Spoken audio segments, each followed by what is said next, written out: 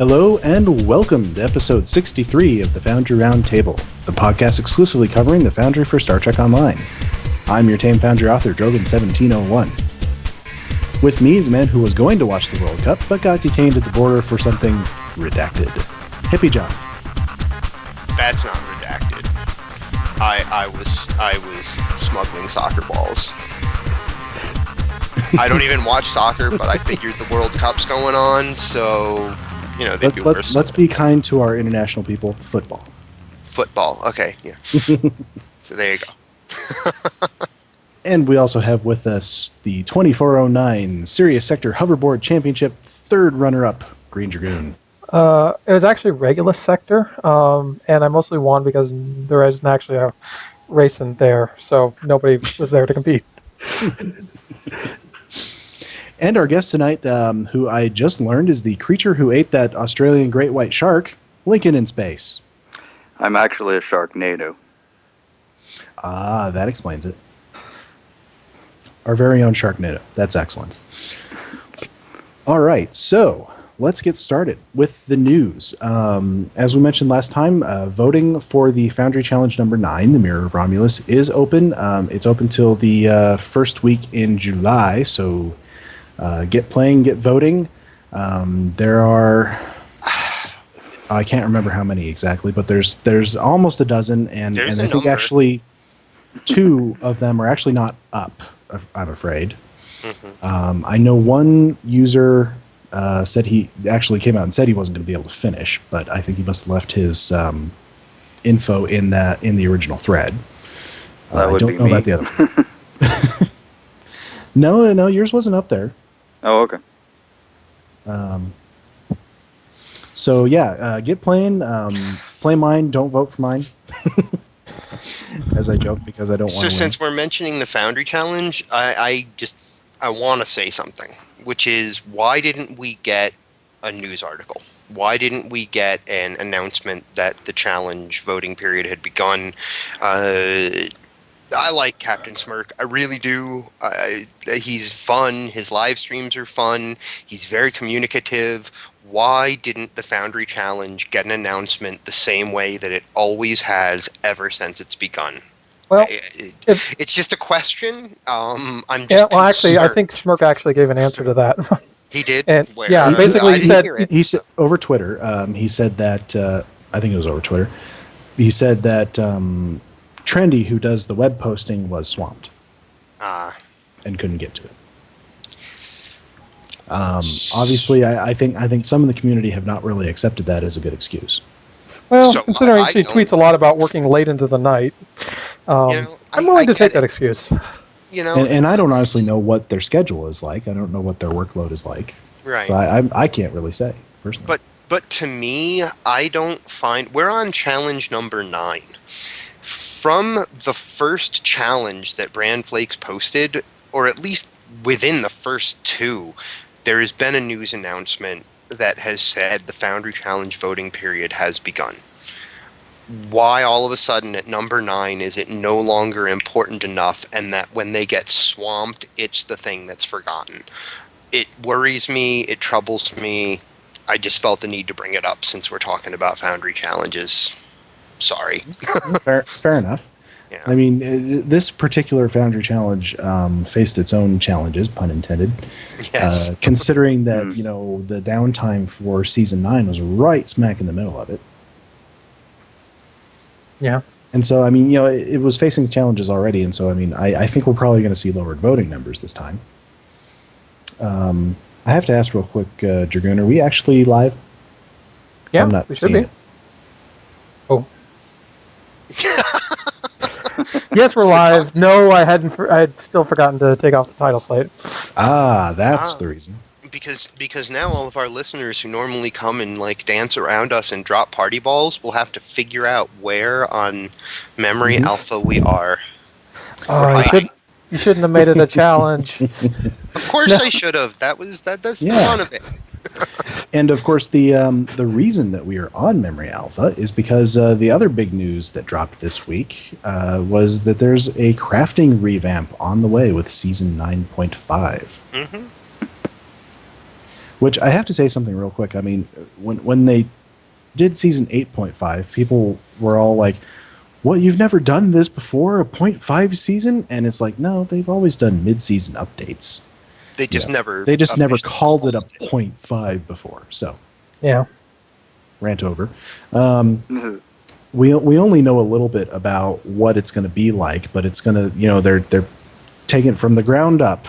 It sounds like it's going to involve the DOF system in some way. There's actually going to be new materials for it, but you will be able to convert your old materials to the new ones via, I think, like a DOF assignment or something similar. They were saying today that you are going to be able to craft purple gear, top level gear, and even possibly some fleet level, the ultraviolet level gear. Cool. That'll make things interesting because I know there's more than a few people who have been somewhat frustrated with the fleet system. Mm-hmm. Well, I think that the people doing crafting realized that in order to reinvigorate it, there's one thing in my mind that has to happen, and that has to be that what you can create in the crafting system has to be competitive with what you can get elsewhere in the game. Well, I mean, that's something I've been kind of thinking a lot about lately, and honestly, this is something I've kind of mused over long before the suggestion of a crafting revamp. But basically, I don't think the crafting system can compete the same way like a reputation system can. Or at the very least, even if you manage to it, you're kind of putting those two at odds. So where I see a crafting system really shining is in customizability over raw power. So maybe it doesn't have like these great set bonuses like, say, the Omega set, but it does have. You can get like 3 accuracy on a gun, or you can get something that's specifically good against Breen, or something like that. Some stuff where you can really customize your experience in a way that I suppose makes min-maxers really happy. I don't know. Well, yeah, we don't exactly know what sort of gear that they're going to put together yet. We don't know how equivalent it will be to, say, the rep sets or the fleet sets. Yeah. I kind of hope it will be competitive because I like having multiple pathways to getting good gear in a game. Even if I'm the type of person to completely lose interest in crafting after a while. It's a funny thing. A few days ago, and this was just before they announced the crafting update, Jam Jams was posted a picture on Twitter, and it was basically all of the warp nacelles that are currently in the game. And sometimes he does that; he just kind of lines up like all the different things that he's got. But after the crafting revamp update, I had this like completely wild theory that they were going to allow crafting to be like true kit bash ships, where you just pick nacelles, stanchions, hull, and saucer, and all this stuff, and just combine it in like a bajillion different ways. That said, I don't think that's actually going to happen, but it's just one of those wild, crazy theories. So, the other thing we mentioned is that the top level gear will cost dilithium to craft. Something like 20,000, and these are not final prices. Something like 20,000 for Mark 12. Yeah, it seems like they're still kind of following that 60% rule that they had initially, which. So I'm devil's advocate to a lot of people here who are not liking that cost. I think it's an entirely appropriate cost. How much do I pay to get a Mark 12 piece of Omega gear or Romulan gear or what have you? It's 32,500 for space and 9,000 for ground. 32,500. And yes, I've worked up to get there. To me, in the crafting system, once I've worked up to be able to build a Mark 12 fleet level something, whatever it is that I'm trying to build, I've worked my way there. I've spent, resources and everything to get myself able to do that. Why should I be able to do that for free when if I were doing it in the rep system or the fleet system or somewhere else, it would cost me $32,500. I have absolutely no problem whatsoever with the suggested costs associated with the system. None at all. It's a matter of having to make a choice of how you want to get that gear. That's really what it comes down to. How do you want to get your Mark 12 super cool gear? Do you want to do it through the fleet system? Do you want to do it through the rep system? Do you want to do it through the crafting system? You have to choose. And that's okay. And until now, there never was a way other than the Aegis set, which is cool. Mm-hmm. But I think probably underpowered. I don't know the stats, but probably underpowered compared to other gear. Mm-hmm. It's a Mark 10 set. Yeah. Yeah. It's I pretty. I hope they keep the visuals on something for Mark 12 because I'd get that. So Yep. it's a funny thing. I got to thinking about this, and you're right. Everything costs dilithium as far as gear. I mean, that's kind of a given. But where I think crafting is separated is, say, for instance, you're grinding for Omega gear.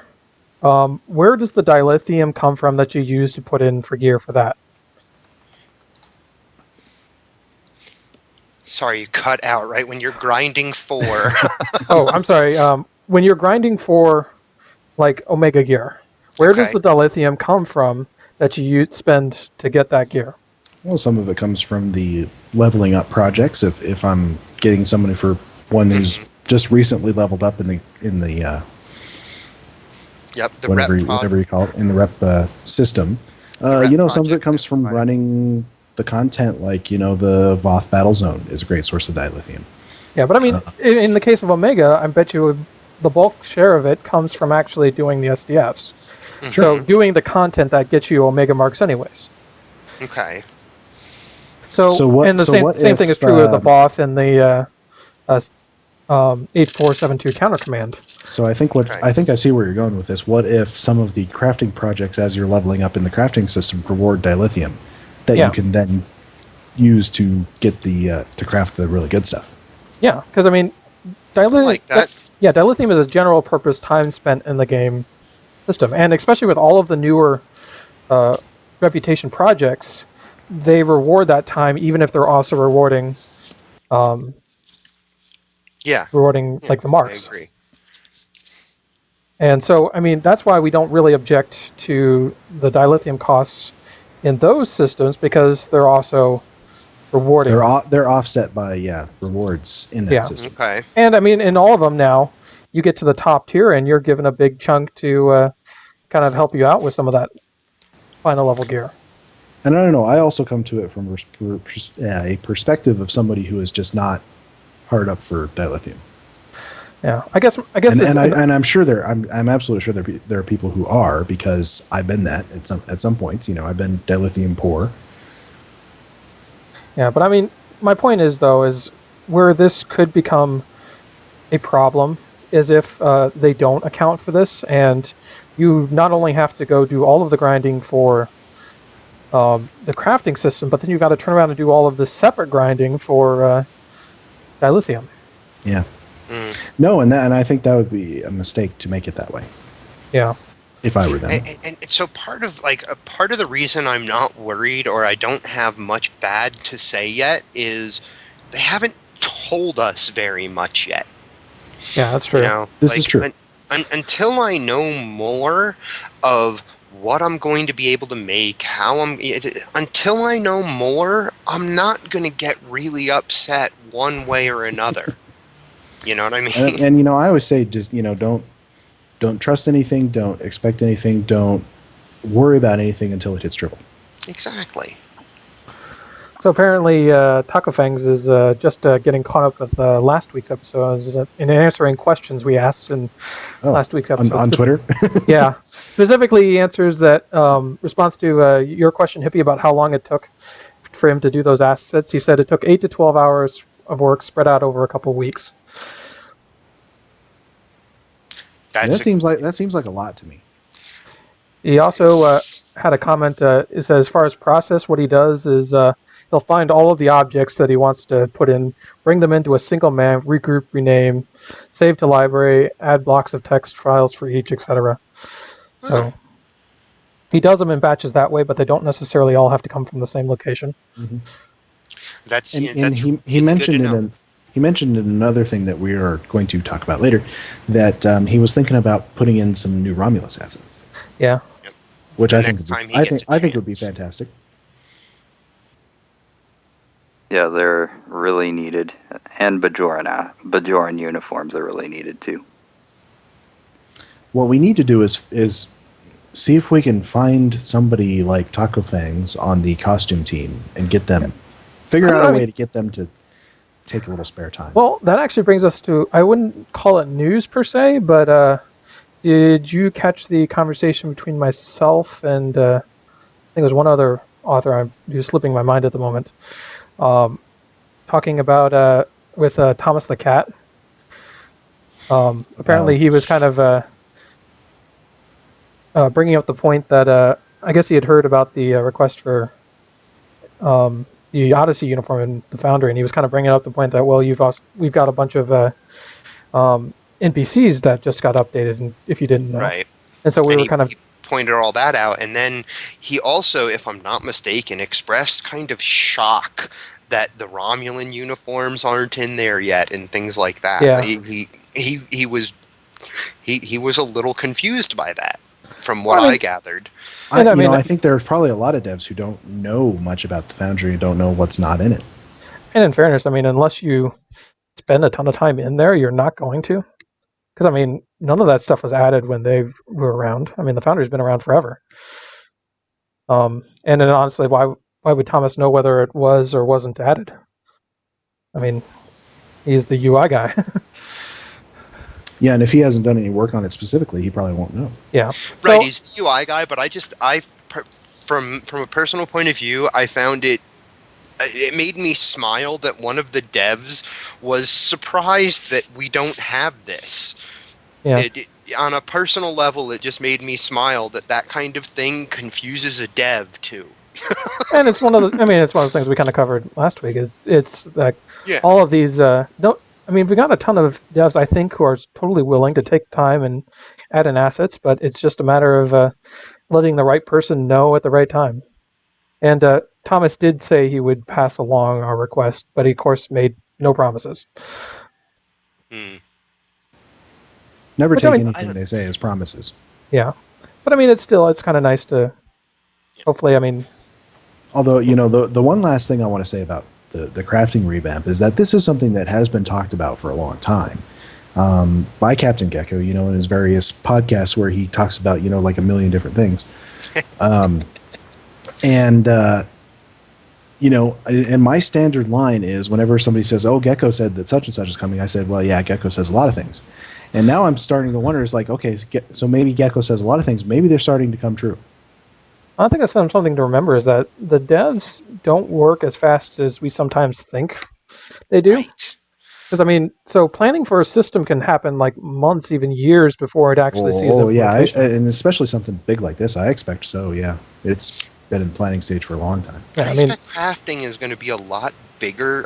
We've had hey, crafting is coming, an RP blog, and then a blog that doesn't have that much info, and a little bit of communication from the dev on the forum. That's all we've had. Yeah. It's going to be big.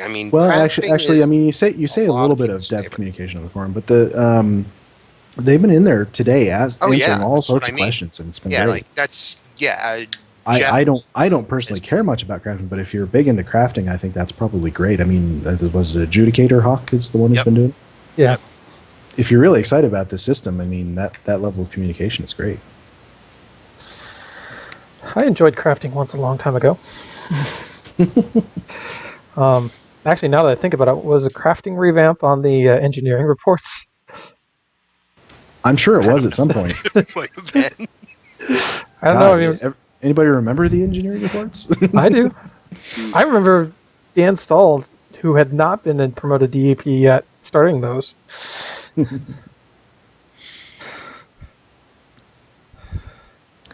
So Again, one let's of those see. cases. What were you going to say? I'll just say another one of those cases where this is Dan talking about all of these things that he would like to do, and everyone took it as gospel that this is what was happening, and then he had to eventually stop doing it just because of that. And I think he got busy. Nothing is gospel till it's on Twitter, and not even then, honestly. Well, it's in the patch notes. Yeah.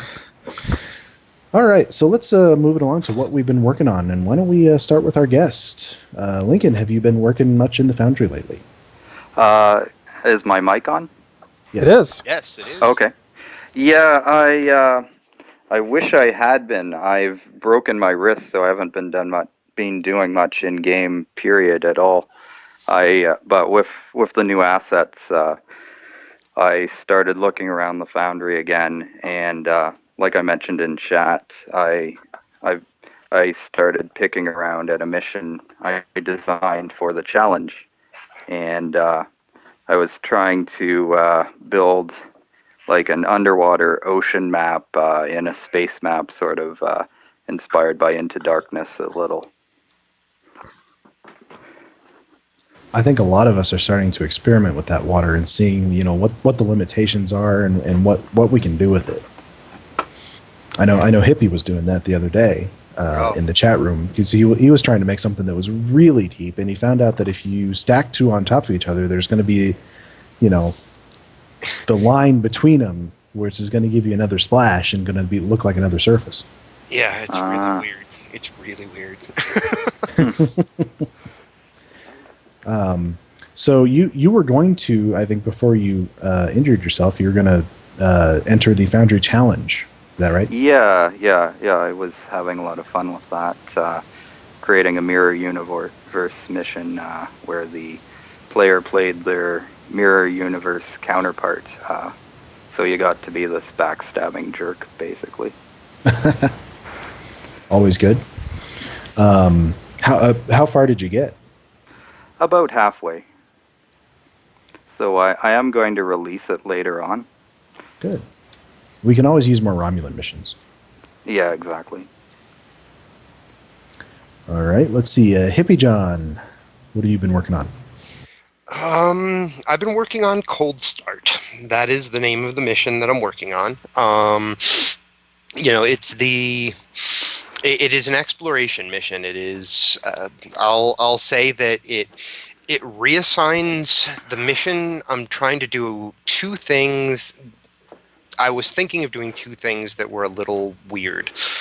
The first was I was going to try to make an entirely optional map to give you an opportunity to interact with certain characters, and something about it just kept sitting wrong to me, and so I've completely cut the idea and tried to move the dialogue that was, getting to know these people more into a natural flow of when you encounter them during the story. The other thing that I'm doing is replace. It's an exploration mission that you're being sent off on to essentially scout out an area of space for the very first Defari exploration mission. They're building a ship to do this, and your XO for the mission is going to be the intended commander of that Defari mission. So to me, that's a little bit iffy, and I've fought with myself a little bit in the writing of it on how to do it and how not to piss the player off when I do it. That's been fun, and I've also been working a lot actually in the editor, working on maps using some of the new Earth space dock props. I'm doing it pretty subtly. I had the old Earth space dock designed and hallways redesigned and such to create an admiral's office, and what I've done, I had used those old big flower pot lamps and the three gigantic weird alien flowers that we had way back when I designed it at first. And what I've done is I've started going in, and there's a little bit of tedium to it, but I'm also finding it very enjoyable to pull out those old, that lamp pull that lamp out and put the new one in. I'm finding a lot enjoyable about it too, and that's what I worked on the most this week. I also played with flooding Rurapente, so that's where I discovered that somewhere beneath the water volumes you lose the underwater effect. So yeah, Rurapente is hard to flood. That's what I've been doing this week. Excellent, excellent. Green Dragoon. Well, actually, this last weekend was the first time I had really gotten a chance to get into the Foundry. And so I actually spent a good chunk of this last weekend working on part 2. And I went for this mad dash trying to get everything worked out with this final boss encounter on map 8, and got through, finished up the portion where you're heading towards the exit, got a conversation there in place, went to go test it, and I found a Foundry bug. Specifically relates to triggers or component complete triggers when they're based off the map dialogues as a whole, which you can set as a target for a component complete. But apparently when you have like 2 objects or 2 component completes on 2 map dialogues, it screws it up, and instead of like waiting until one is done and then the other is done, it'll just trigger once the first one is activated. And this is completely different than how it treats everything else, where if you have 2 consoles that have a component complete on them, you've got to trigger both consoles before the trigger event happens. So unfortunately, it's one of those cases of I'm just going to have to rework it. But that said, I mean, I think I've got to figure it out. It used to be you have this security team that basically barges in, depending on choices you make earlier, barges in and helps you out during the final boss. And I'm going to have to move that so they actually barge in a little bit before the conversation ends, and then maybe work them into the conversation and then have the fight start. And I think that should work out just about as well, but it means I have to backtrack a little bit and redo some things. So unfortunately, I kind of killed my momentum there. But at the same time, I mean, still moving forward, and I still did get a ton of work done. Hopefully one of these days I'll finish map 8. Map 8 sounds like the stumbling block for you. Well, it's by far the most complicated anything I've done, because not only do I have like I've got like 3 or 4 different complicated systems that I'm using to try and kind of make things seem more dynamic, because I really wanted to kind of experiment with choice, and this being the big custom map is the first chance I have to really explore like decisions that you can make, decisions that change how things flow. You still kind of take the same basic path, but for instance, you can choose to send a security team to safety, which means that they won't be there later to help you out. Or you can choose to call for help at a certain point, or not, and just take it on your own, and stuff like that. So, I mean, it's just kind of experimenting with all of these different atypical systems, just for the point of really making it seem like breaking up what a Foundry mission could do. Try to make it feel less linear.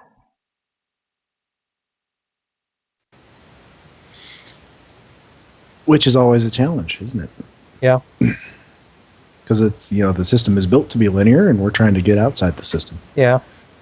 So yeah, definitely in a lot of cases, you've got the very basic high points listed as objectives, but beyond that, I don't.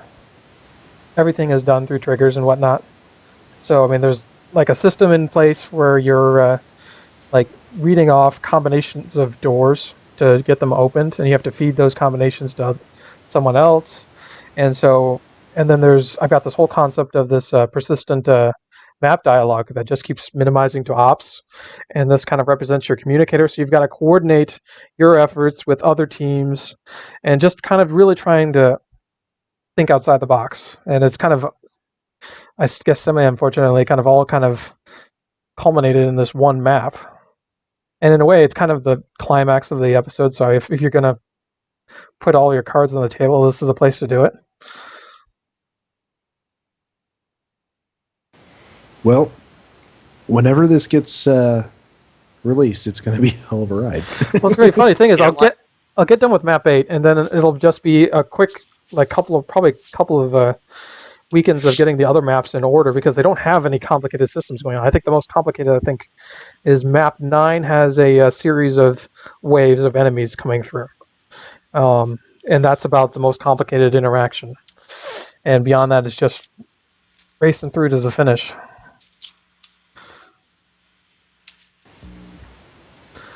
Awesome. I like the way you put. I like the way you describe having a map that is, if you're going to put all your cards on the table, this is where you do it. In thinking about what I'm doing, I have a map like that I'm kind of worried about. Which aspect are you?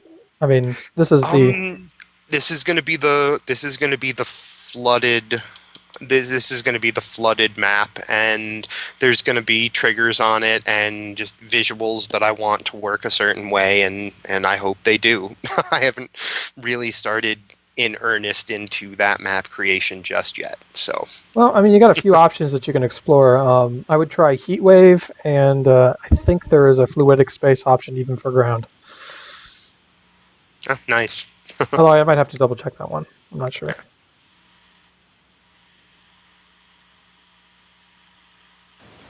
All right, so I've only been able to do one thing in the Foundry this week, but it was sort of a proof of concept. I'm actually quite happy with how it turned out. I talked a little bit last week, I think it was, about where I'm going to go with one of my missions, and it was going to be, a rogue planet killer. And I was thinking about, an Undine interior that's actually fluidic. Like the atmosphere is fluid. Like you go into this planet killer. Part of the mission is you go in this planet killer to try and stop it, and lead your away team. And you tell the author, or you tell the player to get their EV suits on, which isn't terribly unreasonable these days because everybody has them. You tell them to put those on. You put a little low grav thing in there, and you put a water object on there so that the entire thing floor to ceiling is filled up with water, because I think the height of these water objects is about 33 units. So, you can make the whole thing as if you're going through fluid, like it's a bloodstream or something, it's organic. And so I tried this. We only have one Undine interior. It's a generic interior, but I'm sure there's enough objects we can add to it to make it look less generic. So I tried it. I put the water object on it, covered up, put it high enough to cover the whole map, and it looks awesome. Because, okay, so the normal floor of this map it's bumpy. And it sort of, it's orangish. And when you put water effect in it, and you're inside the water effect, it's distorted, and you're running over it. It looks like it's undulating, like it's moving. And that just creates a really cool effect. I think it's going to be great. So, at the after the show last week, I think it was, I was hanging out with Hippie and Dragoon, and I was talking about the projects that I had going, and I said something like I have 25 projects, and they thought I was crazy. So, but here, let me actually break it down to you.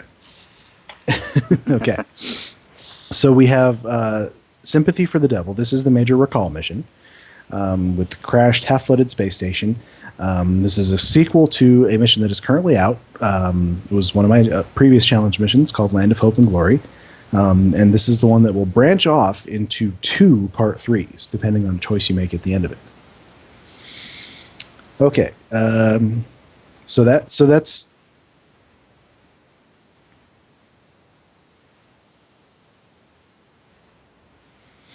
I might have not have chosen to do it the way I did. I'm not going to actually completely redesign it. I may insert a little action sequence where she tries to flood it with you in it, and so you have to figure out how to escape.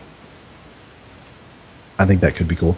But I'm going to keep it the way it is because actually, as it is, it's right now sitting on a ground map that has some water around the edge. And you start off on the ground portion, and you're on the exterior of the station. You can see it, and you can walk right into it and down into the flooded area. So I'm not going to mess with that. That's still, I think, pretty cool. So that's sort of the thing that I've got that's the most done at the moment. There's also the Hollow History Starbase 1, the historical reenactment of the first Battle of the Romulan War. The majority of the script and a lot of the map design is done. It's going to require a lot of complicated trigger work, and I'm going to come back to that, and have to duplicate and do different things with that Starbase map about 3 times. There are also 2 other battles from the Romulan Wars that I could do as well, and I've even outlined one of them. They would be more complicated, though, since there are space battle components, and I can ask people to bring an X-Class, but I obviously can't change their ship into one. I have a 2-parter called Atero Dominatus. It's a Romulan mission that will deal with a full-scale Borg invasion. Without really intending to, it will work as a sequel to my current challenge mission, in which a plot point is that the Borg have launched a major invasion. So it's like they were planning it in both universes, because I actually think the Borg would be the same in both universes, because all the differences seem to be centered around the Terrans. So, but in this mission, you will essentially, after this attack, you'll be making a suicide run into the heart of Borg space to try and disrupt it. All right, I also have my Descent series Revamp, which I'm going to try and add dialogue, tighten it up a bit, and do some new custom builds. Also, this first 5-part series that I built, way back 3 years ago. It's still it's my most basic work since it was I was just starting out. And I've also got a half-built KDF follow-up mission to it. The original was a Fed series, and it's got a KDF follow-up that I'm working on that I want to release at the same time that I release the revamps. Okay, then I have another 5-part series that I've wanted to do for a long, long time, which is fully outlined, but that's as far as I've gotten on it. Well, actually, no, I do have one map built, which is actually a very cool map, but it's just one. So I liked the premise of the 2800, but the missions I didn't think were quite the greatest. And so I'm going to try and do like a parallel to it. I don't want to wipe cryptics from existence, but I want to do like a parallel story. It's going to involve the Cardassians, Dukat's son, the Cisco, and the successor to the Maquis. Then I have the 4-part Hippiejohn series, which I've talked about on the show before. Tells the story of how there could be playable Hippiejohn characters aligned with the Alpha Beta Quadrant factions. I have outlined all of these, but I may actually have to change some parts of it, since Sir Boulevard said last time he was on the show that he was told it's a bad idea to use our Sela lookalike as Sela. And then I have one untitled Romulan mission, which is sort of, just a fun little mission where you encounter a Federation task force that has traveled forward in time from the TOS era, and they engage you. You fight a whole bunch, and finally you have to join forces to keep a super weapon out of the hands of the modern-day Tal Shiar. It tells the story of the Prime Timeline Admiral Marcus, who I have created the story that in the Prime Timeline, Carol's mother is the Admiral. So, fun little thing there. So, add up all of the missions that go into those projects, and you have 25 that I'm working on. By the profits. Seriously, by the profits. I know, right? You have a lot of stories in your head. And the majority of these I started before we started this podcast, more than a year ago, and I've not finished any of them. All of the missions I've released are since we started this podcast are ones I started after we started this podcast, like the Purity and 2 challenge missions, and yeah. I have one I'm working on, although technically I started it before this podcast too. This is true. I mean, I've got 2, because I count all of what's left of the Mayhem story as 1, and I've got this one that I'm working on now that's just, I'm unable to leave the Foundry. Honestly, as long as you guys keep creating, I think it's good. Absolutely. Yeah. No, like you said, I've got a lot of stories in my head. That's for sure. All right, let's move on to mission reviews. I believe, Hippie, you've got one. I do. I played, so I'm going to try to explain once again that I have a really hard time playing series. Playing part 2 of something requires almost a Herculean effort on my part.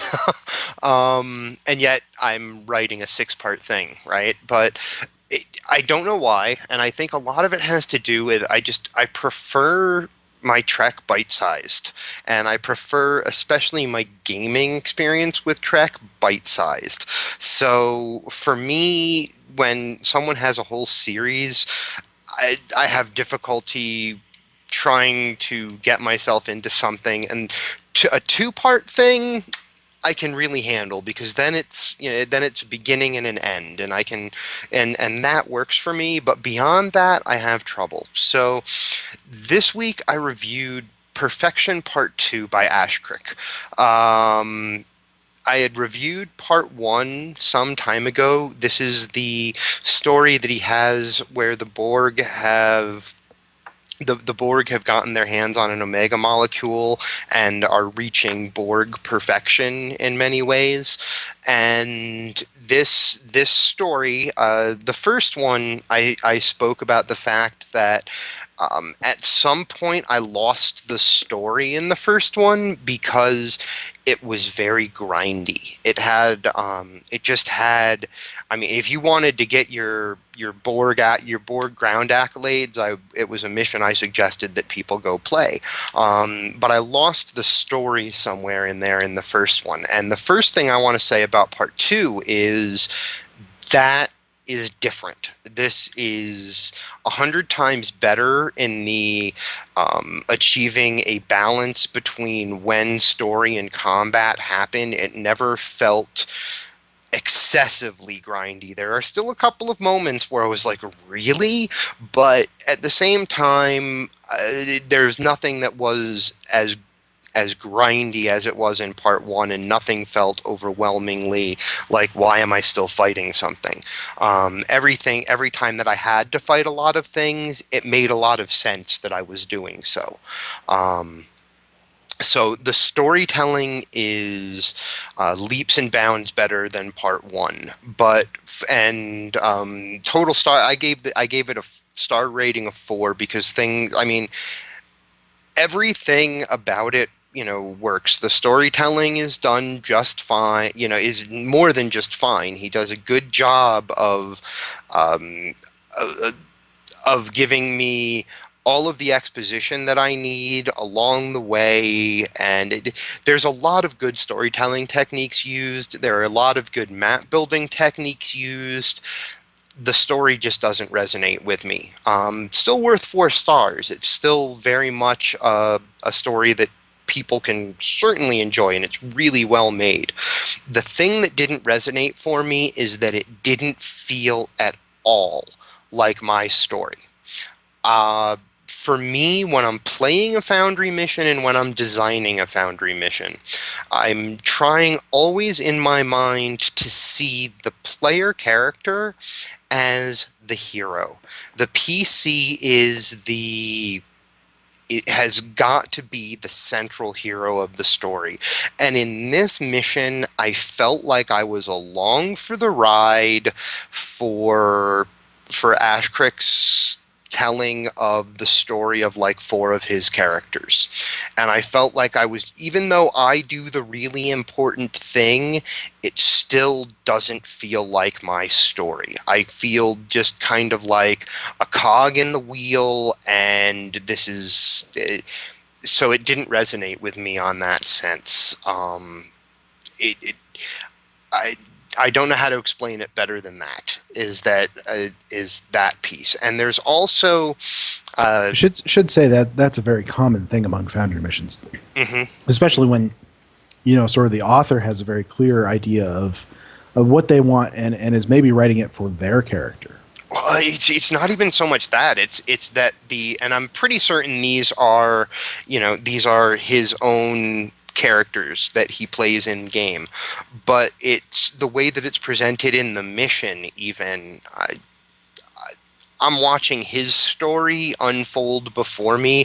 All of the I'm never given time, I guess, to care enough about the character whose story really matters here, that it impacts me in such a way that it for someone who's really good friends with Ash and knows those characters, maybe from being in a fleet or whatever, maybe this mission would mean more to them. But to me, it just didn't strike any kind of chord of me caring about what was happening. But it's well put, like I said, it's very well put together, and like the techniques that are used are very good. All of that works.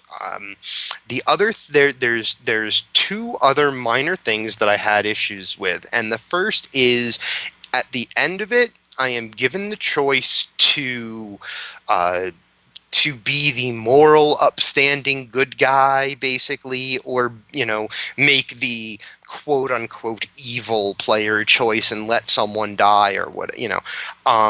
And here's the thing: is that choice, even if I make the super, the quote unquote bad guy choice and let the person die, every interaction I have after that becomes people telling me what a bad person I am, despite the fact that we just saved the universe as everyone knows it.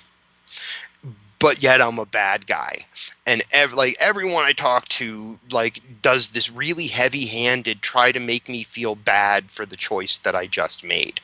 And that really drew me right out of the mission, because in and among that part of it comes my third problem, which was there is a Klingon that you work with during the mission who is a warrior, and he's a bad mofo. He's awesome.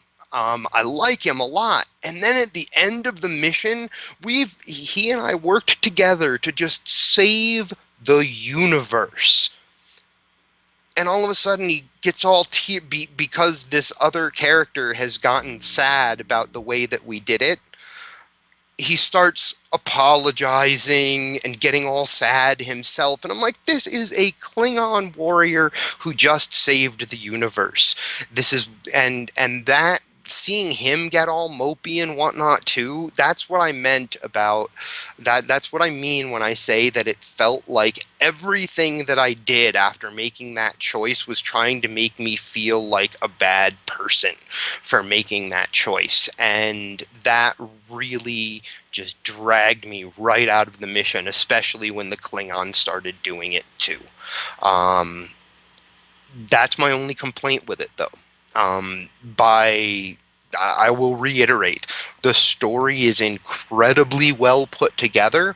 The combats, when they appear, are placed. It's all paced very well when when the combats appear and what you're doing in the combats. So 4 stars worth of work. I'm sorry that the story just didn't resonate personally with me on the level that I think he hopes a lot of people will resonate with it. That's all. That's my review of that. I do have one other very brief review, which is I love going on to roleplay maps and looking around and saying, hey, and I found a lot of them recently. One stands out to me. It is a place called Beach Retreat that you get to off of Deep Space Nine. I gave the retreat 4 stars because it is very well laid out. It's like a cool little beach house on the edge of a nice ocean. It's really well done. It's a great spot for roleplay. The author's name is C. Winters 79. It's all one. The only issue is that the direction that many of the windows are facing in spots that I would want to sit down and roleplay with people have this horrendous bloom effect coming from the outside, from the windows where the sun is. And that little piece, maybe just a slight repositioning so that you're not looking directly at the sun or whatever, would improve the map leaps and bounds. It's already a very nicely laid out beach retreat with, a bedroom, a game room, a game room with a bar that you can hang out in. It's really nicely put together and a great place for roleplay. So that is my 2 reviews for this week.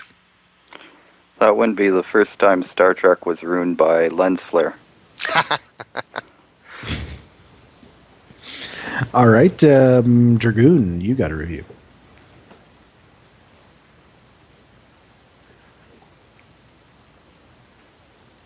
If he remembers to unmute himself. Or has fallen asleep. Oops. Hey. Well, Hippie, I didn't want to accidentally talk over your review. Well, Okay, so back for real this time. I did have a review. I decided to go play a mission yesterday. I actually went out and scoured the forums, found a new author who is just starting on his first mission. And it is called... Hang on. The Klingon War Flashpoint by Bryben's 13K or 3K. It's a Federation mission. As a general synopsis, you're kind of sent out to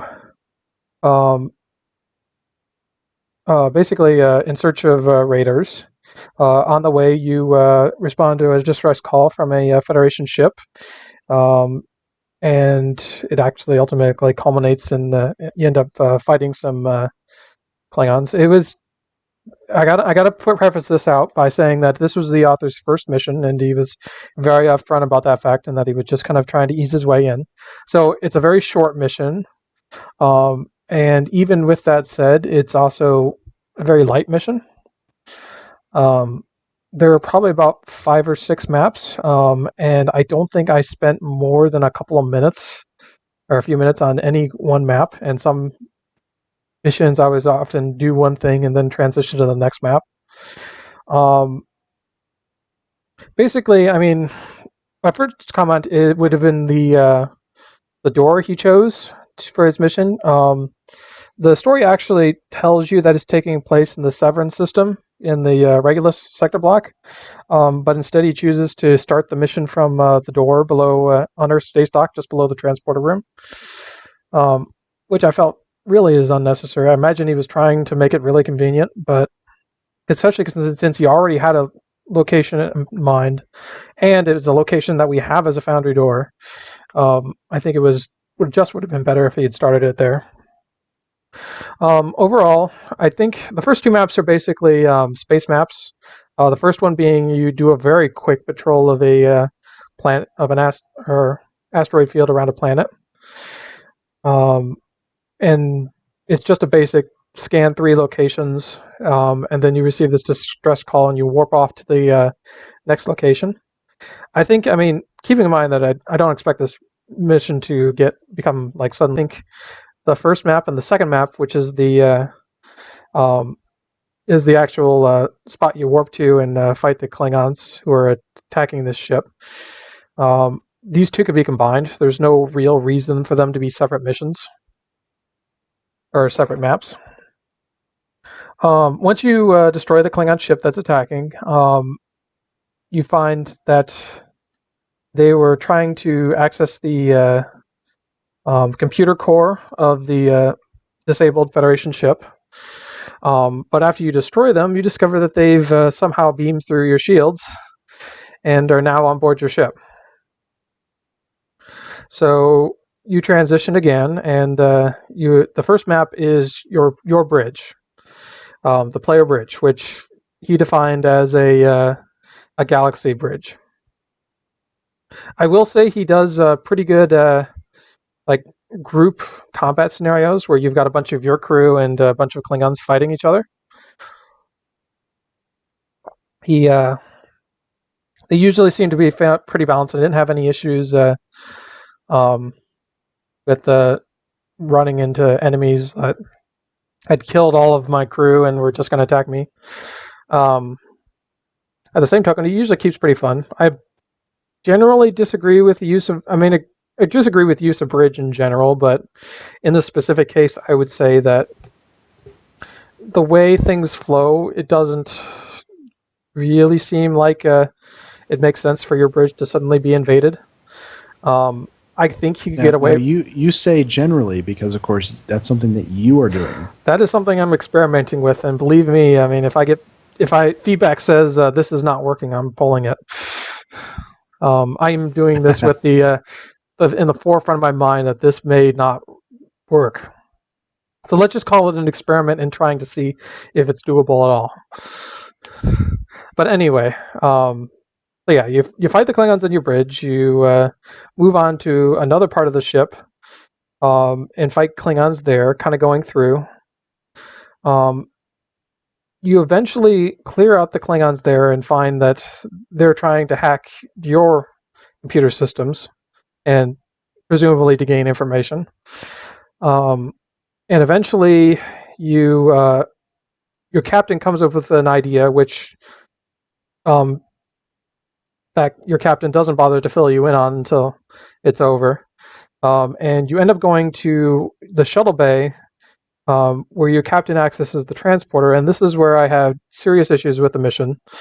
And basically, your captain activates the transporter, and your bridge officer says to you, well, I'll post extra security around the brig.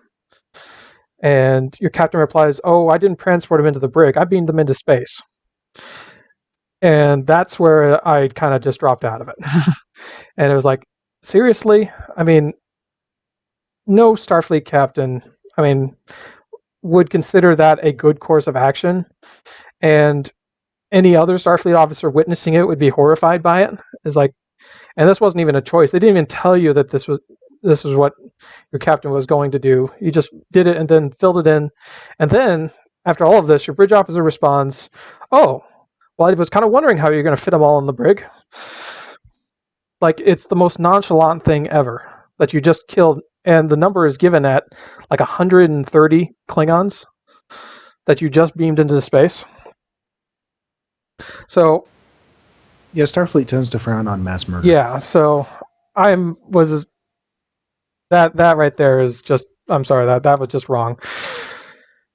And so beyond that point, the mission mostly finishes out after that, kind of leaving the thread kind of hanging of what the Klingons were after.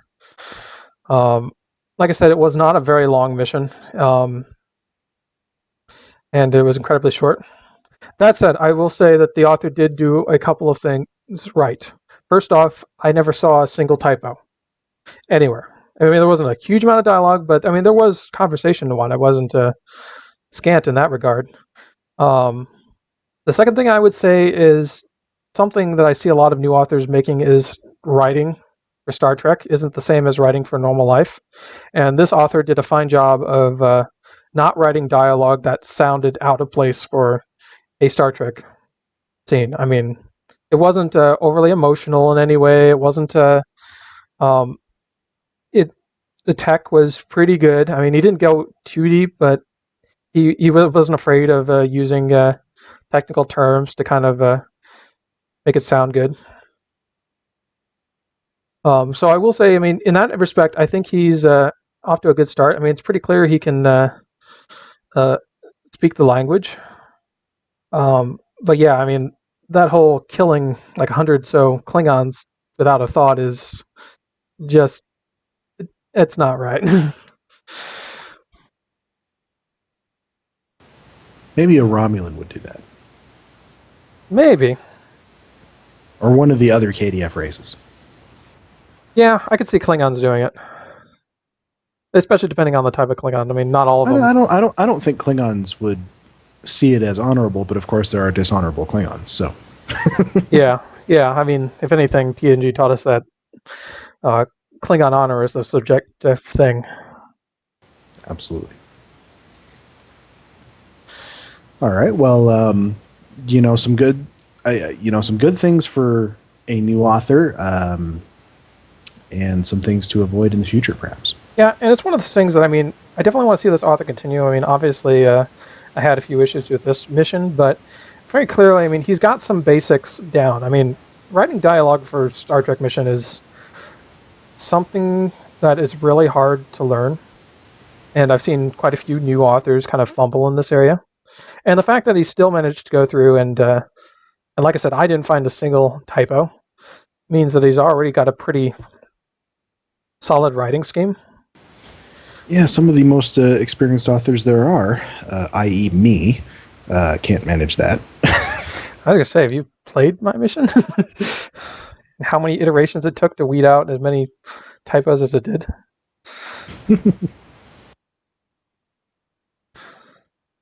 So that's very high praise.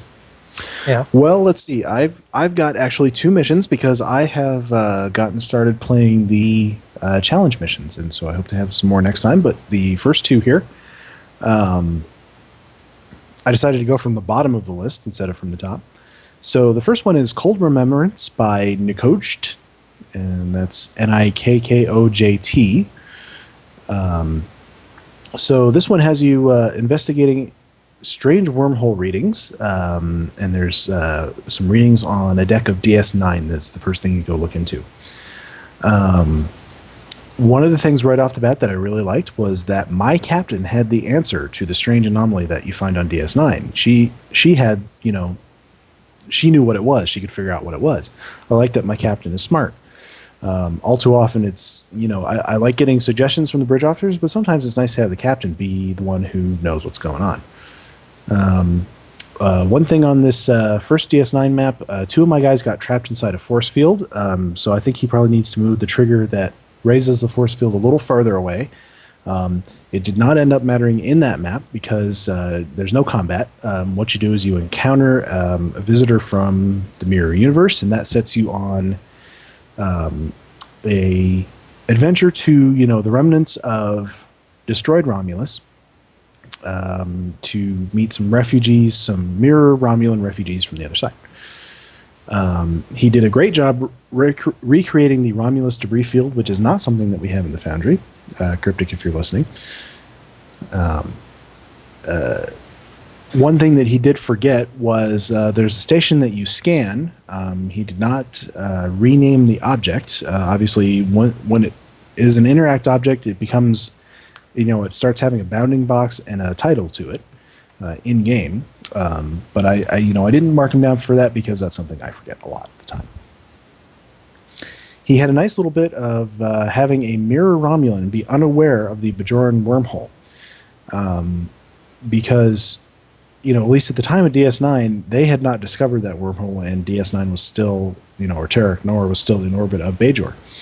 I think personally, they probably would have figured out what it was after Bashir and Kira used it to get back to our side, but that is open to interpretation. But it's nice. It was a nice callback. Let's see. On this Romulan station that you go to, he tried to have some patrols where he had people moving in and out through, milling about, simulating that they're doing things that they have their own little lives. Unfortunately, he had them moving too fast, so they sort of ran about, which made it really weird, which didn't fit, I think, what he was trying to go for. So I would advise him to lower the patrol speed. Let's see. The mission ended a bit too soon for my taste. It was fairly short. I know people try to keep length down from the challenge, but it leaves you at a point in the story where you are supposed to go off and talk to the Romulan Republic about helping the survivors of the Mirror Romulans. And I totally wanted to see that through. I was like, diplomacy, yay! But unfortunately, I didn't get to go do that. So, hopefully the author maybe will do a follow-up, because I feel like that, this mission was a beginning. It was like a part 1, and I wanted to see the rest of it. So one of the things I'm going to be doing with these missions is kind of noting where people have created differences in the mirror universe lore from our side. I have a feeling that the vast majority of authors in this one will choose to destroy Romulus. And as much as we all like to make fun of JJ and we all hate those films supposedly, we're all going to destroy Romulus. Apparently, we're all JJ. So suck on that. These first two missions both destroyed Romulus, and mine does. So that's 3 at least. So the mirror differences, I only caught one big one in this one, is that he had a bit of dialogue that said that Virenat was a city world instead of a agricultural colony. And let's see, in this mission, the way he destroyed Romulus was that he said that the Terrans had destroyed it. He didn't say how, but that the Terrans had actually destroyed the planet during a war with the Romulans. Okay, the second challenge mission I played was Embers of Peace by captainchomp. My very first reaction to opening the dialogue to accept this mission was, Franklin Drake, my old friend. So you're doing a little work for Section 31. You're going undercover as a Terran, and you're going in with just like no details. These Terrans, they're in our universe. They're planning an operation. You don't know what. You have to talk to the other Terran captains that are in there. And actually, he has this plot device of a holo emitter that makes you look like your counterpart. That's probably a good touch because, I mean, there's no reason to believe that you will look exactly like your counterpart. I mean, even Mira Bashir had a beard, right? I don't know. I mean, Mira Kirk substituted for regular Kirk pretty easily. This is true. But in any case, he does have that little plot device. You do find out that eventually that they're actually going back in time as well as back to their mirror universe to try and alter history to the Terrans' advantage. Your job is to stop them. Now, the very first thing is that he sets the first map in the Briar Patch, which unfortunately doesn't look like the Briar Patch. He's obviously used the map because we get the gas effect around the ship, but I would suggest him to use the actual backdrop that we have, which to my mind doesn't look like the Briar Patch from the movie either, but it's the best we got. The first combat encounter, he had some dialogue, but the ships were already enemies and they were already in range while I was reading, so they started firing at me. But according to the dialogue, they think I'm friendly and I'm supposed to be firing the first shot. So I would suggest him either moving them out of range or putting up an invisible wall between them and the player, dropping it after the dialogue. Well, if you're supposed to be firing the first shot, wouldn't it be better to set them for timid? Oh, you could do that. That's a great idea. Because as we know, timid creature now essentially makes it so that they will only attack you if you attack them first. So let's see. One little thing is that it was sort of overly convenient that my science bridge officer, kind of just happened to have all of the info needed to get us back to our own time. I mean, going through several lengthy dialogues of technobabble, and it's like you just happen to know this. So I think it's sort of easily hand waved by inserting a line like says the captain or one of the other bridge officers says, "How do you know this?" And the bridge officer replies, "Oh, I studied such and such at the academy." And let's see. Speaking of bridge officer dialogue, they had some. This is one of the things that I didn't like about this mission is that he occasionally had some of the bridge officers have this very casual, joking dialogue that just did not seem to fit the situation. It was very casual and did not fit the tone of the rest of the dialogue. Tone is very tough, and I think something that we all struggle with sometimes. And it's okay to have humor, but I don't know, it just didn't fit with this mission. So the other thing that I didn't like about this mission is that there are essentially two parts to it. I've talked about the first part, and that leads you up to a second part, which doesn't really seem connected other than by coincidence. You happen to get a transmission or something that leads you to the Mirror Romulans after all this stuff with the Mirror Terrans. And you just happen to be in the right place at the right time to catch this transmission. That leads you on the second part of the mission. One little note also about dialogue is that non-human captains probably wouldn't say the word crikey. Even though personally that's something I say myself. You say crikey? I do, yes. Not that you guys have heard, but I do. So, I don't know. You got to worry about having those things in the captain dialogue because, you might be dealing with non-humans who, they don't know our idioms, they don't know our slang terms, especially 20th century slang. So, that's something to watch out for when you're writing. But it was a decent mission. I mean, there was not a lot of custom map work, other than some things in the space maps, but it did get the job done. It is a very talky mission, and it took me a little while to get through, probably 45 minutes to an hour. But he has some very well thought out lore for the Mirror universe. So that brings me into the mirror differences for this episode that this author has written. So a lot of the counterparts of the Starfleet people that you've met throughout your time in Star Trek Online, like Sugihara and Kurland, they're all Mirror Starship commanders. You have a history with all of these people. Your counterpart does. They all hate you for things that you've done to them, which actually I thought was a great thing. I thought it was awesome. Let's see. He has references to Emperor Spock. As in Spock took over the Empire after the episode Mirror Mirror. There was a Khitomer conference, but the Romulans attacked, and the Cardassians swooped in to help the Klingons, which is what led to the Alliance. And they actually suspected Spock of working with the Romulans, which led them to attack the Terrans. And that's how the Terran Empire fell, according to this author.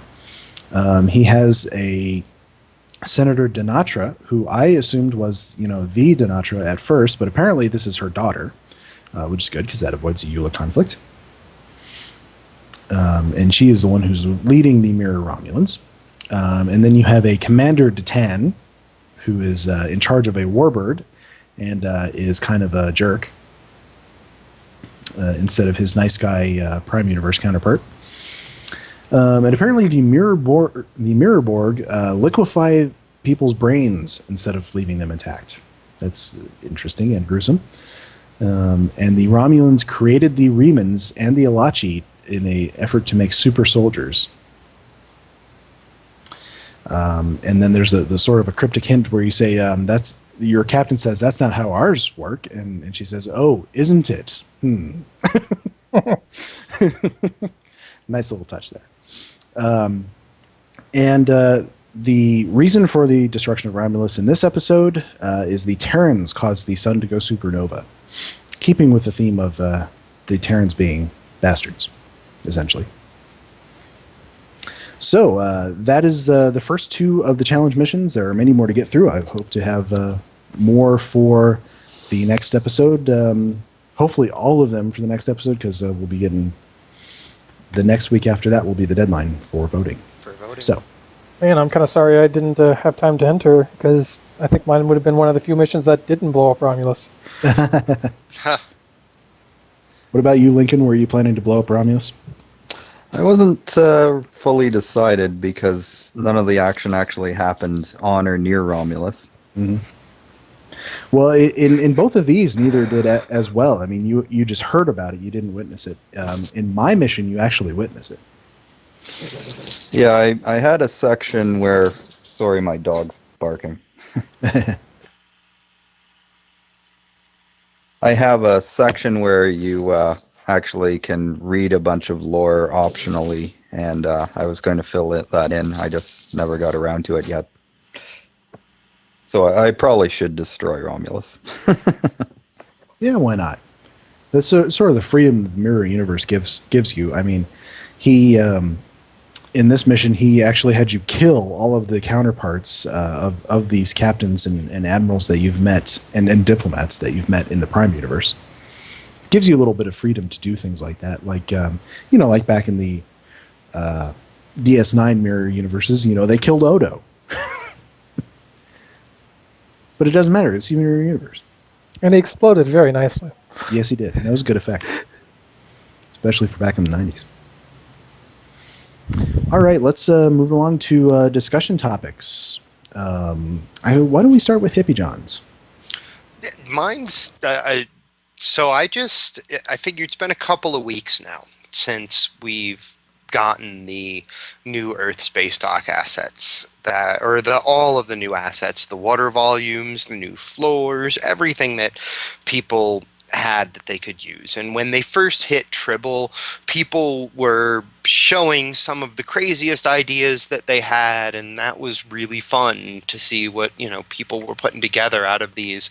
And now we've had those on holodeck for enough time that authors have had a chance to start using them. For my part, I've started doing things like replacing the old lamps with the new lamps and trying to keep it kind of subtle, so that but I'm very interested in hearing what other people in the chat room, community who hear the show afterwards, you guys, I'm interested in knowing the way that the new Earths, that all of these new assets are being used by authors right now.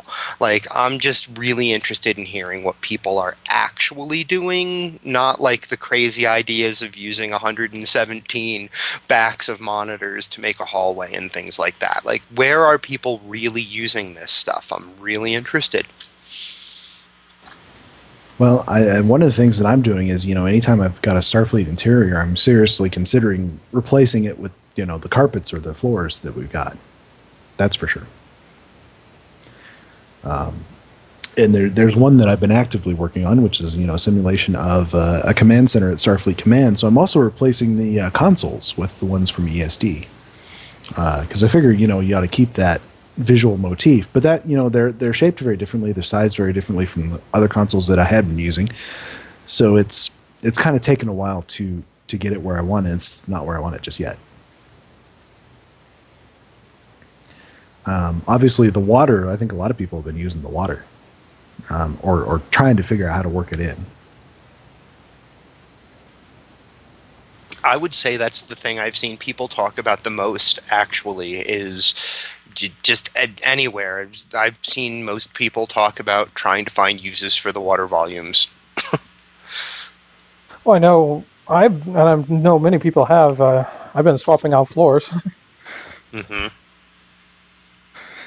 I mean, just finally being free of that concrete platform is very liberating. Yeah, before this all came out, I'd played around with using military building roofs as a floor, and of course it had a slight curve to it, so it was kind of hard to get it right, but it's really exciting having those floors now. We've got Relum Time in the chat room saying he's kind of using a mix of new and old consoles. I can see how that could work too. There are enough visual similarities, I think.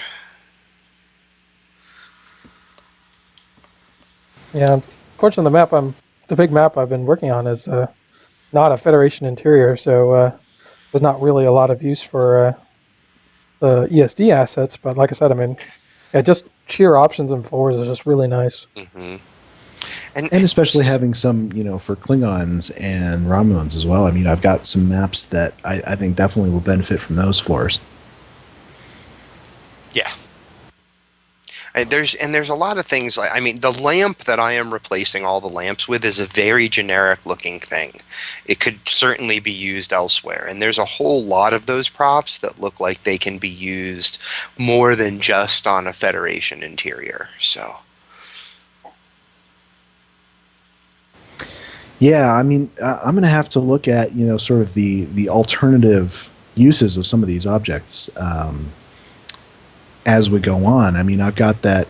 I think some of it may help in my old mission, the Hollow History one, where you go back in time to the first Federation starbase. I mean, some of it might help there, like the lamps especially. because those look really cool, and those look like they could come from any time, really. Mm-hmm.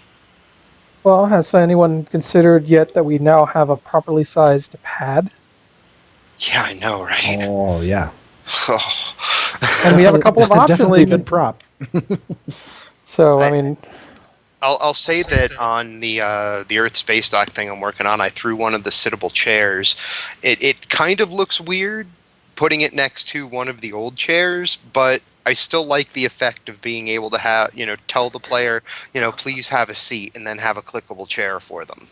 I like that effect a lot. I really got to wonder if you put a reach marker exactly the center of that chair and just made it no bigger than the chair itself, if sitting in the chair would set it off. I wonder. It's something worth researching. Yeah, I could play with that later and see. because I don't think Interax will work if you're sitting, but I think a reach marker might. I'll play with that. I'll go toy around with that after the show. Go be our investigative reporter on that one. All right, but when we want to definitely solicit people to post screenshots when this thread for this episode is put up. Post your screenshots of what you've been using the new assets for. I've seen some from some other authors, like Captain P.F. Dennis is using the carpet to great effect, and some of the other assets as well. I'll tell you what. I mean, if anyone wants post shots of the new assets and how they're using them, we can show them off in next week's show. Absolutely. Like we did for that first one when they were really first cool. added to Tribble. All right. Well, why don't we talk about? I don't know if you'd call it the elephant in the room, but a little bit of it, a small elephant. This idea of the Foundry. Well, I call it a players' council, but what it really, in my mind, would be as an authors' council. It kind of came up in discussion last week, and I put it out there on the forums. What do people think of this? I kind of put out what I might envision it to be, as just a group of people who got together, talked through all the requests that they've seen, all the requests that they solicited, and put together the next object group or object or whatever that Cryptic can focus on. Just the one thing that they can focus on. Mm-hmm. To be like, these are very highly requested among a large quantity of the of what we see out there. I don't know. People, it very quickly, to me, that discussion very quickly blossomed into wanting it to be much bigger than that. Mm-hmm. So I think there's sort of there was sort of some back and forth, and there was actually plenty of support for the idea. So I gotta say, after kind of watching this all go down, I think we called it the wrong thing, because I mean, naming a council, everyone expected some type of authoritative body, and really, I mean, no matter what we call it could never be that. Because I mean, in fairness, there's nothing to say that we're not in charge of anything. Yeah, that's right. For sure. I think because other games have had things that they call a players' council.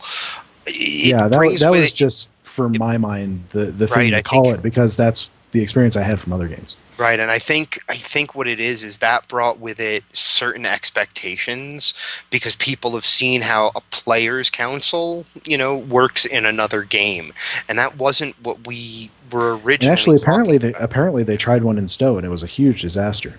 Right. Yeah. Well, I don't remember this personally. You know how it was early. I mean, I think it was before launch or only very soon after. Mm-hmm. So it was like extremely early. But yeah, basically, I mean, you know how polarized the community can be sometimes, and then you throw around accusations of favoritism and whatnot, and it just kind of goes straight downhill from there. No, so I got to thinking about this, and we shouldn't have called it a player council. What I think we should have called it is Foundry ambassadors. Yeah. Because what we're basically trying to do is trying to create some kind of consistent voice to Cryptic, i.e., like an ambassador would. Mm-hmm. Yeah. And I mean, it's one of those things that In many ways, people, I think, somewhat mistakenly look at cryptic like a governing body of a country. Like they should have like all of these rights and whatnot set up under that, and that's where a lot of this, you kind of get some weird concept coming out. But I think a game development company in an MMO is a lot more like dealing with a foreign power that you've got some kind of trade relation with. In that they don't actually have to listen to anything you do, but it kind of helps the relationship if they do listen to you sometimes. So calling it something like a Foundry ambassadors group or some kind of collection of or ambassadors is more along the lines of the idea is that we're kind of giving a consistent voice to the developers on issues relating to the Foundry and not like dictating to authors or even Cryptic what should actually be done. I mean, I kept trying to kind of say an advisory. Yeah, an advisory board is what you called it, which is good. I mean, and the way I had it envisioned is that it was essentially, the community would pick the people who they felt were able to put their wants aside and figure out what the next best object or object group would be for everyone. Right. To me, that was the most important. Like that's the single most important quality that whoever these people end up being, if as a community people put this together, that's hopefully that would avoid the perception of oh, you just got on this council so you could ask for your thing. Right. Yeah. Like, it's that to me is the most important quality that someone needs to have. And I mean, to me, it's more just like bean counting. It's like looking all over and saying, like, 40 people have asked about Romulan assets. Maybe we should, just use whatever channels we can to say, hey, let them know that Romulan assets are the next most requested thing. So that when somebody gets that 8 to 12 hours of time, and feels like helping us out, they'll have in front of them a good cross section of the community is looking for Romulan stuff. Let's play with that and put that in there. We have no kind of guarantee that anything is going to happen. This is going to be, this is just to say that putting together what we hear from a lot of different places. What do people want? That's what I think is. And part of it, and part of the impetus for doing this would be, to me, I see all of the requests, and there's just tons that filter in, as sort of scattershot. It's Primar described it as white noise. There's so much of it, and it's so varied that I feel like it's so easy for them to ignore. Yeah. And we need sort of a way to cut through all that and to present them with one sort of manageable thing that somebody could look at and say, oh, one thing that benefits a lot of people. I could do that. I got time. But I mean, and it's they also, do it. I mean, one of the aspects I kind of saw of it was, let's say, for instance, we all sat down and decided, for instance, that the Odyssey uniforms need to be in. Well, we can, like, say, for instance, walk over to Taco Fangs, who has been kind of popping in from time to time, and ask him for Odyssey uniforms, but there is absolutely nothing he can do about that. No. He cannot give us the Odyssey asset or uniforms no matter how much he wants to, because he's not a character artist. No, and so we need Joe Jing or Calavista or one of those guys. Yeah, so I mean, and that's something that general asset requests never take into consideration. Yes. Is are we asking the right people? Is that request getting to the right person? And that would be where you would need, and so that would be the next step after figuring out that you wanted to do this, is to approach Captain Smirk or somebody like that, and say, if we give you this recommendation, this manageable thing that can be added, can you get it to the right person? Right. I don't know. I mean, kind of seeing how this all went down, do you guys still think that this would be a viable thing? I'm on the fence. Yeah. See, I mean, even though it was partly my idea, I'm on the fence you know what? I don't think it is, because like, so and I certainly mean no offense to anyone who responded and said things in the thread. What occurred within, a day made me say this is not plausible, because everyone wants it to be more than it is. To me, I expect nothing out of this except the ability to say, hey, from what I can tell, most people think, X is important, and hope that lands in front of the right person. That's all I expect. Other people are talking about, like, it sounded almost like crusade-y.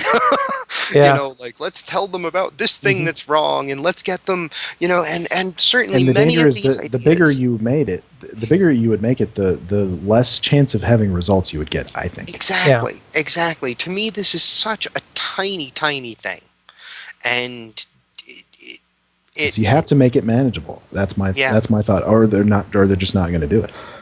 Exactly, and that, I guess, it just felt. I don't because think because as we know, I mean, we're sort of relegated to somebody's personal time right now. Yeah. And I have a hard time thinking that people in the community are going to be able to think small enough, essentially, and not expect more than what can actually be achieved, because what can actually be achieved is pretty small. It's getting what is hopefully a what to me I think would be just best described as hopefully a best list of what the community as a whole can benefit from in front of the right people. It doesn't mean anything's going to happen with that. It's just that we know that all of these lists that have been made so far have never landed in front of the right people because they're unmanageable giant things. That's where I'm coming from on it, I guess. It's a tiny thing that we're hoping to accomplish, and I don't know that the community can think that small. That's my problem. Yeah, or even is really prepared to let others speak on their behalf. Mm-hmm. Yeah, really, the devs pointed us in the right direction with that list of 10 assets. That's what works. Mm-hmm. I agree. And actually, Taco Fangs posted in that thread just today, because Intrinsical had started down this idea of instead of telling people what assets they should add to the Foundry, of providing a scenario, setting a scene that many Foundry authors would, I'm quoting now, setting a scene that many Foundry authors would find useful and letting the devs figure out which assets would best fit that scenario. And then Taco said, no, a list is better. He said that adding Foundry assets is a boring, menial task, and at the moment, we do not have to find spare time to do it in. But he said the list was fine. And he said, I will say when I go add stuff, I will be adding more than one object at a time. There is enough setup work necessary that doing things in batches works better. So rather than just calling out single individual objects, calling out logical groupings would help as well, would also work. So, this batch included all of the ESD props. That was easy for him to gather those and do them all at once. And he said also, in addition, I will admit Kirkfat's repeated call for floor ceilings was an influence on this particular pass. I hope so. He's been saying that for like, what, a year now? A year. Many a year. Yeah, I'd have to go look up exactly when he initially posted that proposal, but... But I mean, so I went and asked him. I quoted his post and asked him, what do you think of this Foundry community group idea? And he said he thinks it's fine if you guys want to organize things yourself. He says he can't see much of a difference from his end of things. Right. That makes sense. I think he's mostly trying to stay out of it, actually. Yeah, but But it also makes sense that there's not really a difference on his end. No. It would be mostly for our I think benefit. at this point, I mean, Taco knows sort of right now. He kind of knows the things that we want. Yeah. And Taco is in a position to, in his spare time, do a few of these things for us. So, I mean, he already knows what he wants. The question is getting the number one costume that we want in front of the costume guys. Yeah. And the number one feature that we want in front of the feature guys. Right. Taco already knows what we want. The question is, what about these other people? I mean, Yeah. we've heard from Captain Gecko, and like I say, Captain Gecko says a lot of things, especially about the quote dozen or so features that we were supposed to be getting around season 9. But I mean, Gecko is a high level person. I mean, he's involved in the oversight and planning. I think anymore he doesn't even do much of the work himself. I mean, I think he used to do like ship balance and whatnot, figuring out powers and whatnot for the spreadsheets when they were playing out ships. But even more, I think he hands that off to other people. But you got to remember that for a high level position like that, they don't deal in the spare time. I mean, that's very much purely on he plans the stuff that goes on the schedule. We don't know if a feature could be added in somebody's spare time. It sounds like more work to me than an asset. That's for sure. But I don't know. Maybe we need to approach somebody else. Maybe Adjudicator Hawk could be the guy. Adjudicator Hawk is a systems programmer. Mm-hmm. Well, I mean, I don't know. I'm just basing this off. He's the one in the talking about the crafting system revamp, and I would have to think that's the department that would be doing this if they were adding things like, say, the 3D nudger. Yeah. Which, by the way, did you see the question that Smirk answered in the last live stream? I did, and it made me wonder if Smirk probably doesn't know the whole history of the Foundry, because I could only think of, he said that many things have already been added from Neverwinter. I could only think of 3. Patrols. I think of one. Patrols. Yeah. Disappearing NPCs. And crap, I've forgotten the third one. Well, the tagging was technically from Neverwinter. Tagging, that's what it was. Which Also, doesn't work. We saw an expansion of the dialogue prompt reach trigger, which is more consistent with what Neverwinter has. That's true. That's possible. But that was a completely undocumented feature addition. Here's the thing: Well, all of it is was some undocumented. some of it could be behind the scenes stuff that we don't even see that make the Foundry work. I don't know. I don't know. I don't know. The fact that he said something about it could be coming soon, but they have no ETA, which is kind of an odd answer. Because I mean, community manager training is you completely evade, but you never say that it's soon unless there's actually a chance of it happening. So I don't know. I mean, maybe it's just Smirk trying to evade and he wasn't evading very well and inadvertently made it sound like it was an actual thing that might happen. Then again, maybe it is something that they've It was snuck on this. it was kind of a non-answer. And maybe it's something that they're working on the side and they just don't have an ETA on when they'll actually finish it up. We were told they were actually working on it, and we were told that that effort kind of had to fall by the wayside because of exploit fixes. And I also wonder if some of it was pulled off to work on this crafting thing, because I think that's the same team. I mean, Yeah. for all I know, it may not would be. be. It would be the makes same group. sense. The crafting revamp, I hope, is And all of the right- they change direction, they change their minds on what they want to do, and I can't fault them for that. I change my mind like 8 times a day, or But I mean- or 80 times a day. Up to this point, I mean, it's been very clear that D'Angelo has a much heavier focus on systems than Eastall did. Yeah, oh yeah. And the Foundry is a system, and it's one that he has worked on in the past. I mean, sure, he put priority but it also on. takes it takes a while, because of course we know how far in advance they plan things and start working on things. So it takes a while and I think we're starting to see the things that he wants to do get in, like possibly this crafting revamp. Mm-hmm. I don't know. Like I said, I mean, usually when Smirk gets asked something about stuff that isn't on the schedule at all, he'll usually give some no current plans at this time, but never say never. That's his usual evade answer. So the fact that this one isn't quite the same, I don't know. Well, I mean, and it's certainly not unique to Smirk. I mean, I've seen many, many, many community managers do that. Oh yeah. But yeah, I mean, 'Cause usually it's walking the fine line between, you don't want to just shut a player down. You want to say, no, you're a dumbass. Don't ask that again. I don't know. And you don't want to do that. So you say, don't ever say never, because it could at some point. You never know. I am probably reading way too much into it, but Reading too much into dev comments is, the favorite pastime of players, isn't it?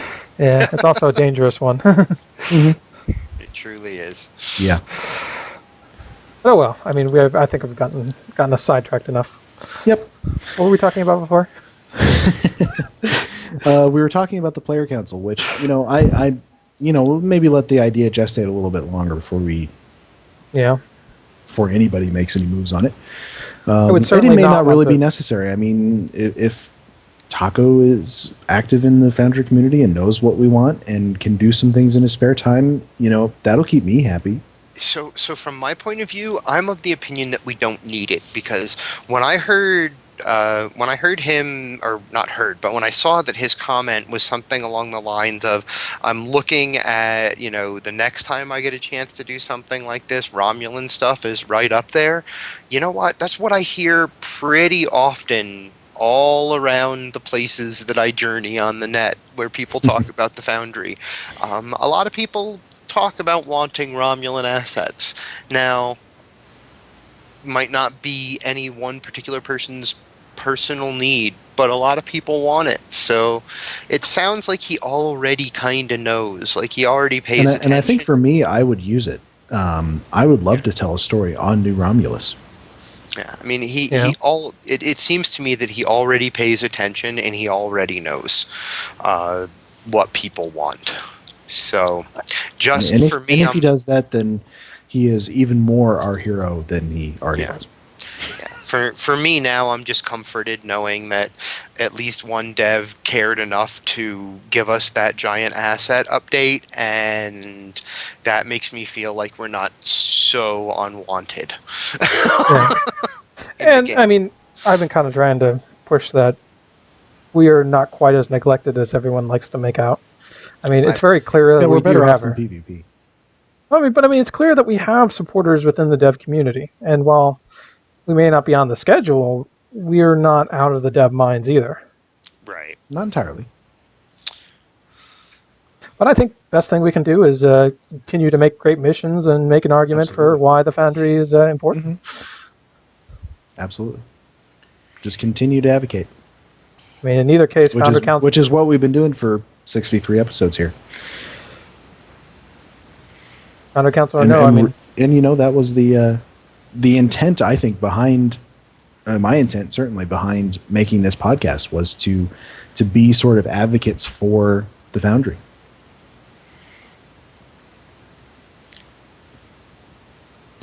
Hope we're doing a good job. If it gets results, I don't know, but hopefully we're doing a good job of it.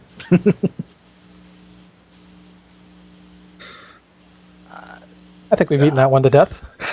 I just got a new topic. Oh yeah.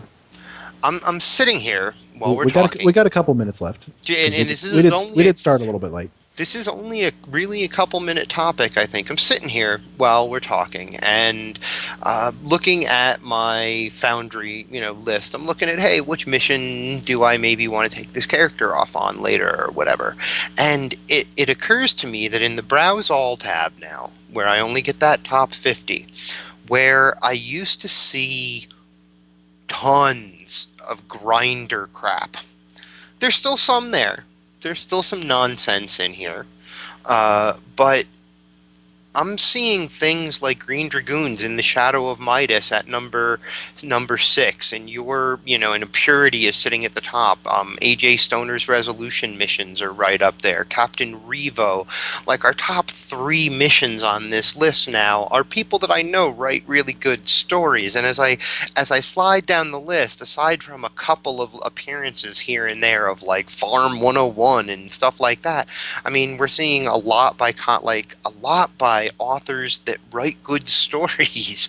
Contact Psy, Sky Dawns, Urbane, Chico Chavez, a lot of a lot less of the garbage that we didn't want that list to be full of.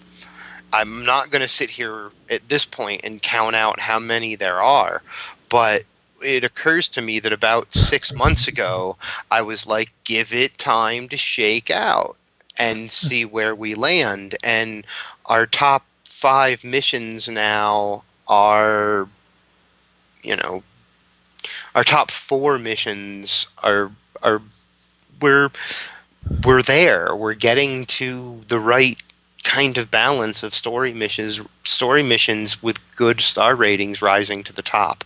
That's what I'm seeing. I tried to pull up the mission list on this character and forgot that it was like level 20. So, of course, all it shows is loot farmers. The issue, of course, is that over on the KDF side, it's much, much worse.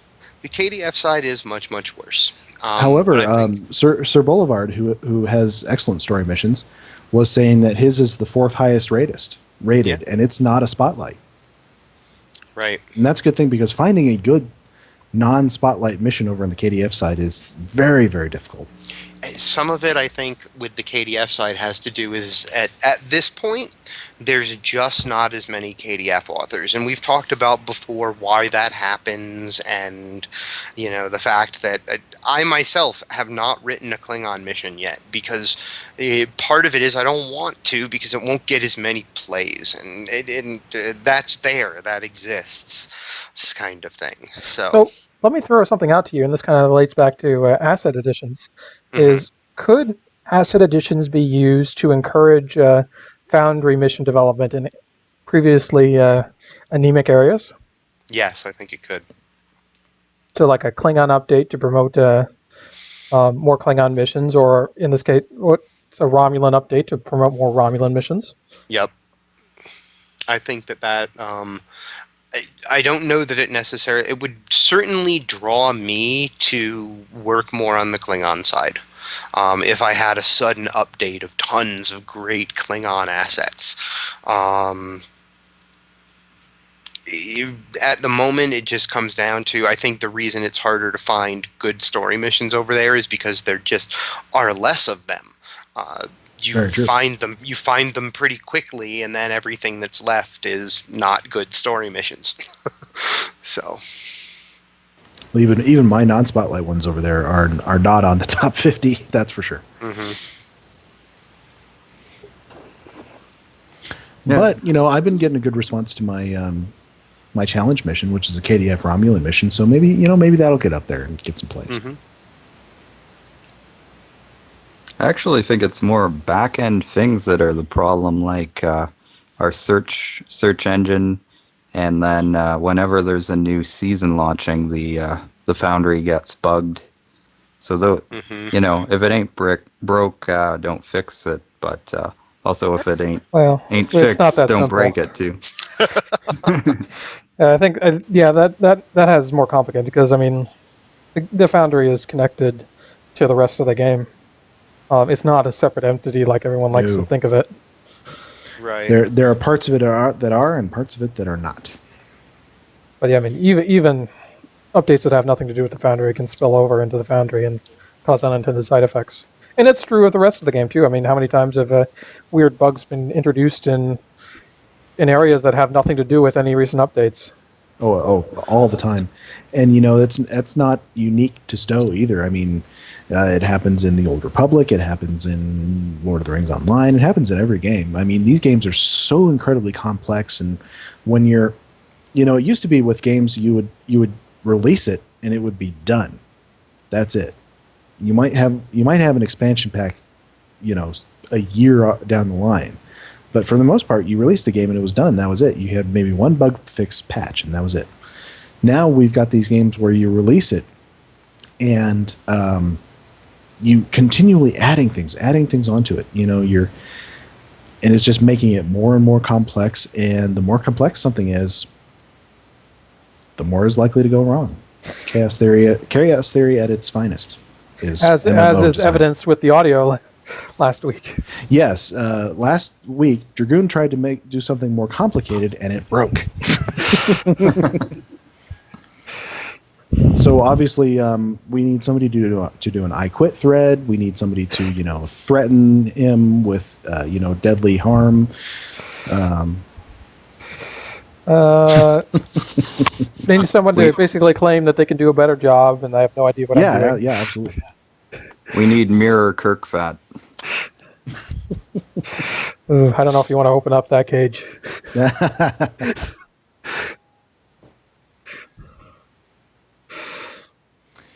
Well, guys, we're getting close to our time limit here, so why don't we throw up the contact info? Okay. Anyone who wants to can email us at foundryroundtable@live.com. And I'm currently only taking it on faith that Jorgen actually checks that.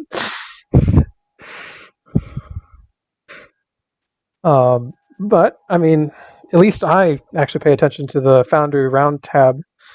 I should just give you the password for that so you can check. You can't shirk off all the duty on me. Oh, that sounds like a challenge. Oh, great. We don't need more of those. You can contact Drogan on Twitter and tell him what terrible idea that is, at Drogan1701. You can contact Hippiejohn at Hippie_John. Markhawkman can be reached at MAR Hawkman. And I can be reached at Greendragoon. So you can complain about audio. Which should be much better this episode. We haven't had any complaints so far. So. Nope. No, we're back to the standard method. Mm-hmm. The trials and tribulations of doing a podcast long term. One day I'll have my way to have my music and Skype too. But that will come in the future. For now, we will say goodnight. Good night, everybody. Good night. Good night.